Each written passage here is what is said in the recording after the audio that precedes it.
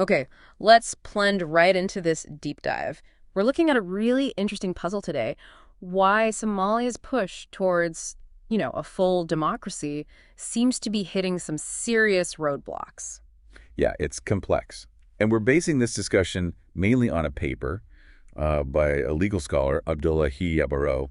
It's called Untethering Somalia's Democratic Transition. Untethering. I find that title really evocative. It is, and the source gets straight to the point. It argues pretty forcefully, actually, that Somalia's democratic process isn't dead. Not at all. It's just, well, Tethered, right. Yeah. Like a horse that wants to run but can't. It suggests the energy, the desire, it's all there. Exactly. Something's physically holding it back. That's the core metaphor. The author says the potential, the vision, the horse, if you will. It's alive and kicking, Right. but it's tied down, deliberately constrained. Okay, so our goal here, for you listening, is to really unpack what those ropes are.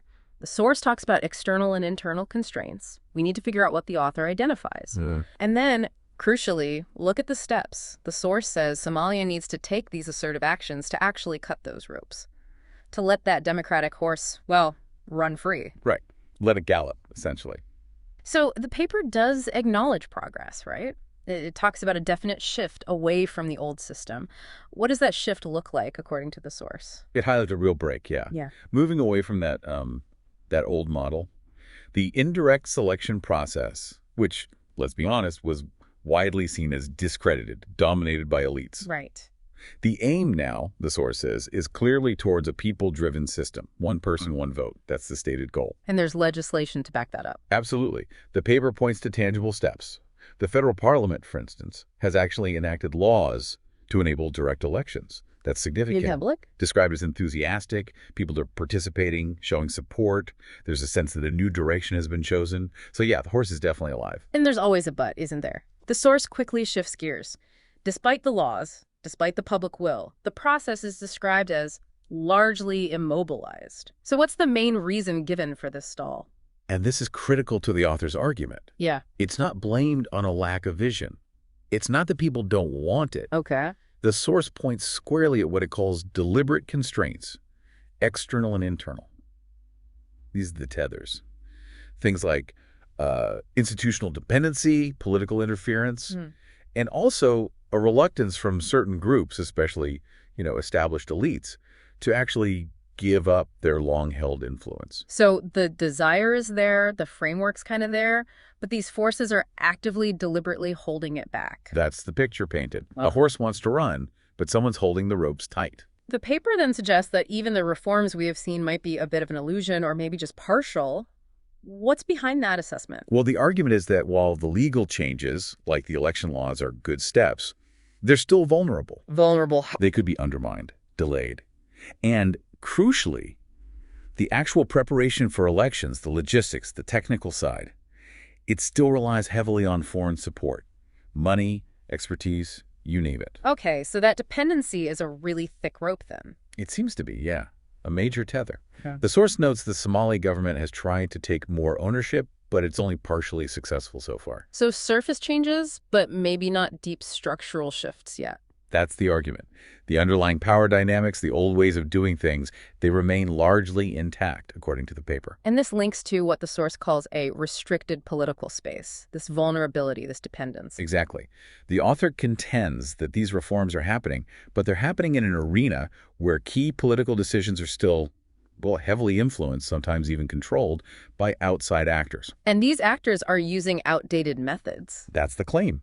Using frameworks from the transitional era, which the source argues just don't fit Somalia's status now as a sovereign nation, so it restricts the space for genuinely independent Somali-led decisions. Right. So given that whole picture of dependency, the source then highlights a specific government action as a real attempt to cut one of these ropes. A legal move, rejecting the C6 plus framework. What was that about? Yeah, this is presented as quite significant. It happened, according to the source, in June 2025. The Somali Ministry of Foreign Affairs sent a formal letter, a note verbal, to the UN. Okay. And it basically said, this C6 plus framework, it's obsolete. It's actually counterproductive now. C6 plus. Remind us what that was exactly. According to this author, C6 plus was set up way back during Somalia's long transitional period. It It was a mechanism, essentially, for external partners to coordinate their political interventions. Framed as support, I imagine. Framed as support, yes.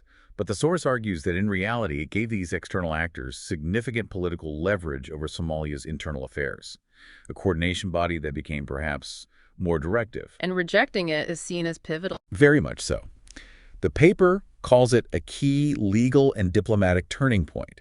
It was Somalia explicitly pushing back, saying, no more external political oversight like this. Asserting sovereignty. Yes. The letter pointed towards Somalia's own institutions, like the federal parliament, and said future engagement needs to happen through these official state channels, not through these ad hoc external bodies. That does sound like a deliberate cut at one of those tethers. It absolutely is framed that way, one of the most significant untying efforts described. But there's a caveat. Of course. The paper cautions that this move, while strong legally, could end up being just symbolic. If the international community doesn't actually change its behavior and respect this shift, and just as importantly, if Somali institutions themselves don't follow through consistently. So the declaration needs teeth, both internally and externally. Absolutely. The source emphasizes that the diplomatic stance needs backing by consistent policy. Things like refusing to engage in those old parallel tracks, Right. Excluding actors who operate outside the constitutional framework. The source calls them illegitimate in that context, and really asserting control over national processes. It needs follow-through. Okay. Now, the source doesn't shy away from naming names or specific examples of how these outdated arrangements might still be lingering. It mentions James Swan, the UN Special Representative. It does. And just to be really clear for everyone listening, what we're about to discuss is the specific perspective and argument presented by the author of this paper concerning Mr. Swan's role. We're reporting on the source material here. Understood. So what's the source's argument about his involvement? The paper suggests that Mr. Swan's influence in Somali politics goes back further than his current role, that he's associated with that older, elite-focused consensus-building model. The one the source says hasn't worked. Exactly. The source alleges that even after the Somali government has made its position clear about wanting less external political interference, Mr. Swan continues to assert diplomatic influence. And crucially, the paper claims this often involves bypassing Somali institutions in favor of informal consultations with unelected elites. And the problem with that, according to the author, why does that undermine the transition? Because from the source's viewpoint, it directly contradicts the whole direction the government is trying to steer things. It undermines the authority, the legitimacy of the federal parliament and other official bodies that are supposed to be driving a representative democracy. It bypasses the very institutions they're trying to build up. That's the concern raised. And the paper even touches on a potential legal recourse if this perceived interference continues. What's that? It mentions the possibility of declaring a diplomat persona non grata, or PNG. Expulsion, essentially. Yes. The source points out that under international law, specifically Article 9 of the Vienna Convention on Diplomatic Relations from 1961, a host country, a sovereign state, has the right to do this if a diplomat's actions are seen as incompatible with their diplomatic function or inconsistent with the country's laws or political will.